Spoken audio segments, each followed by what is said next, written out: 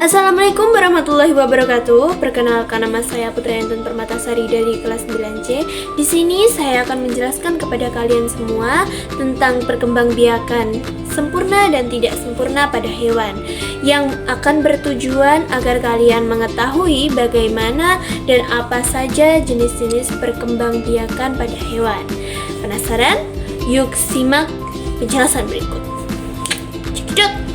Metamorfosis adalah sebuah perubahan pada organisme yang mengakibatkan perubahan pada bentuk tubuhnya, dari mulai dia menetas atau dilahirkan sampai ke bentuk dewasa.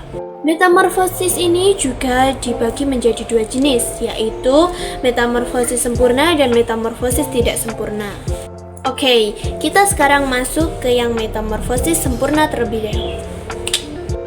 Oke, metamorfosis sempurna adalah sebuah proses daur hidup hewan yang menyebabkan bentuk tubuhnya dari saat dia lahir atau menetas itu sangat berbeda dengan saat dia dewasa. Tahapan metamorfosis sempurna sendiri sebagai berikut, yaitu mulai dari telur ke larva, terus ke pupa atau kepompong, lalu ke dewasa. Dan sementara itu masih ada lagi penjelasan tentang metamorfosis yang tidak sempurna. Berikut penjelasannya, cekidot. Jadi, metamorfosis yang tidak sempurna adalah sebuah proses daur hidup hewan yang menyebabkan tubuh hewan tersebut dari saat dia lahir atau menetas itu tidak jauh berbeda dari saat dia dewasa. Tahapan metamorfosis tidak sempurna sendiri berawal dari telur, lalu ke nimfa, lalu ke dewasa.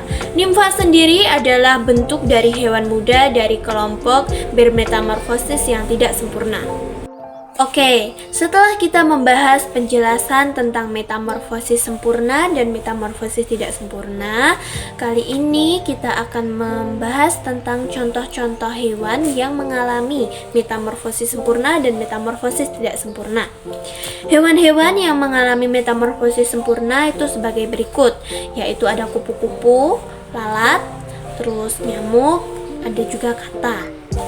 Dan sedangkan hewan-hewan yang mengalami metamorfosis tidak sempurna itu seperti kecoa, belalang, itu tidak mengalami metamorfosis sempurna ya.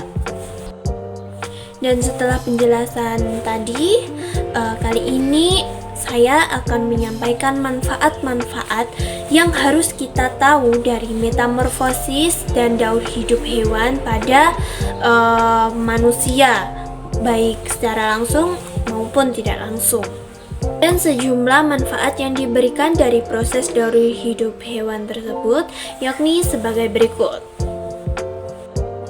Dan yang pertama ada kepompong dari ulat sutra yang bermanfaat sebagai bahan dasar dari pembuatan kain sutra. Dan ini bermanfaat bagi manusia bila dijual akan mendapatkan sebuah nilai ekonomi yang tinggi.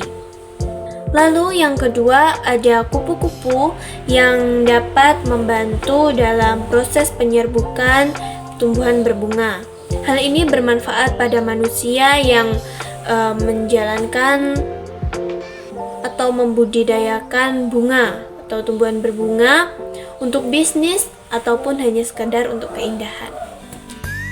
Nah, itu dia adalah penjelasan dari perbedaan metamorfosis sempurna dan metamorfosis tidak sempurna, serta contoh dan manfaatnya. Sekian dari saya, Putri Yanton Permatasari. Mohon kurang lebihnya, mohon maaf. Dan selamat belajar ya. Assalamualaikum warahmatullahi wabarakatuh dan bye-bye.